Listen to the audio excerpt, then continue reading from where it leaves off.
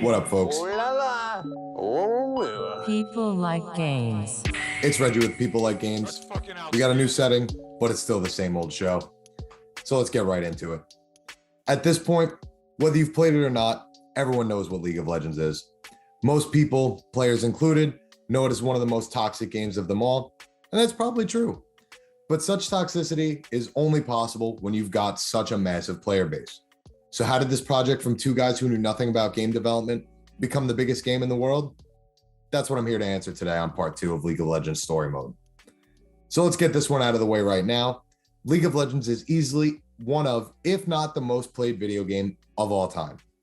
As of 2022, the game averages 180 million active players per month, with concurrent players hanging consistently around 2 to 3 million. Take that next to their biggest competitor, Dota 2, which has only been averaging between 500 and 800,000 active players this year, with their all-time high sitting at 1.3 million. Competitors like Smite don't even come close, hitting a peak of about 30,000. And while Blizzard's Heroes of the Storm doesn't have any good statistics for us to pull, it's a safe bet that it's somewhere between Dota and Smite player bases, if not maybe less. So how does a game get to be so big? That takes us back to development. In the last chapter, I mentioned two names that were vital in League's early success. First, Steve Ginsu Feek. If you're already deep in the MOBA scene, the name Ginsu should sound familiar to you, as he's already got items named after him in both League and Dota, although it might have been removed from Dota at this point, copyright reasons. But Feek was a key figure in League's predecessor's success. Originally a map designer, Feek would take over production of the spin-off Dota All-Stars. In the early days of MOBA, when Dota was still a mod, various spin-offs would come about with new characters and features. All-Stars would bring all of the best heroes together to create what was the best Dota experience so far.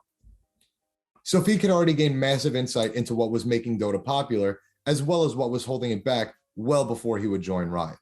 But in 2006, inspired by the direction Beck and Merrill were taking with their live service successor to Dota, Feek would join Riot and add 3 years of experience to a genre that was still basically encompassed in a single mod. And I can't forget one of Feek's biggest achievements, the item recipe system, which has sort of become a standard in the MOBA genre. This allowed players to build on top of their items, scaling them throughout the match, which adds yet another element of strategy in this advanced game of active chess. But gameplay alone doesn't make you reach League of Legends heights. You need a strong and loyal community, and that's where Steve Meskin comes in. Side note, I've been pronouncing his name all wrong last episode. Meskin was working on Dota All-Stars in a different capacity, managing DotaAllStars.com, which even back in the early 2000s saw over 1 million users a month. This website brought players together to discuss not only what they loved, but what they thought could improve about the game. Dota fostered a strong, tight-knit community through Meskin's site, which proved vital in keeping attention on this new genre. So along with Feek, Meskin would join Riot as Director of Community Relations. The next massive factor was competition, or rather the lack thereof. As a spiritual successor to Dota, the first MOBA with some staying power, that was Riot's only true competition. And like we mentioned in the last chapter, being a mod held Dota back in several respects. Most importantly though, it wasn't nearly as accessible as it could have been. Upon full release of League of Legends in 2009, it was basically the only self-contained MOBA. Dota 2 was 4 years away, and Smite and Heroes of the Storm wouldn't step into the ring until 2014 and 15 respectively. For nearly 4 uninterrupted years, Riot had breathing room to make the MOBA genre their own. Pulling Feek and Meskin from Dota simply made this a whole lot easier.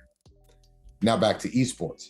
The whole concept of Riot Games began as a tournament organization, so when their game finally launched, they saw yet another opportunity. A game focused solely on multiplayer had to have a competitive aspect, something Dota had lacked without a proper rank system.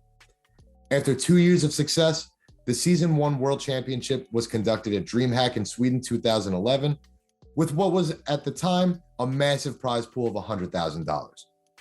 Things would really come to a head in 2013 though. Worlds were held at a sold-out Staples Center with a prize pool of $1 million.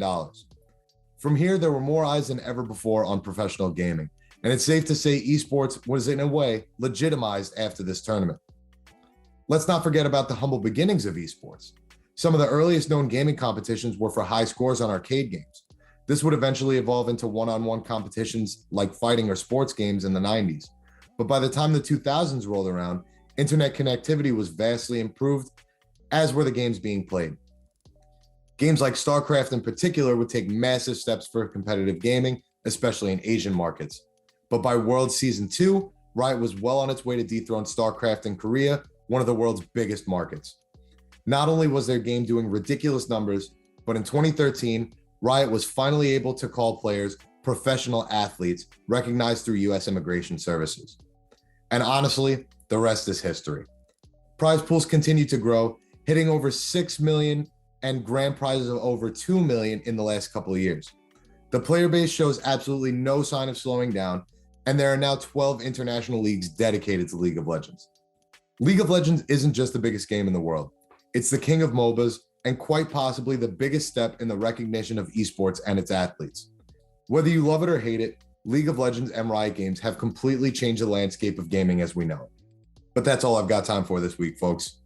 Go on in the comments and tell me why League is so toxic and why I'm toxic for loving it. I know it's coming. Like, share, subscribe, ring the bell. You know the deal by now. And of course, I'll be back with another story mode very soon. Peace.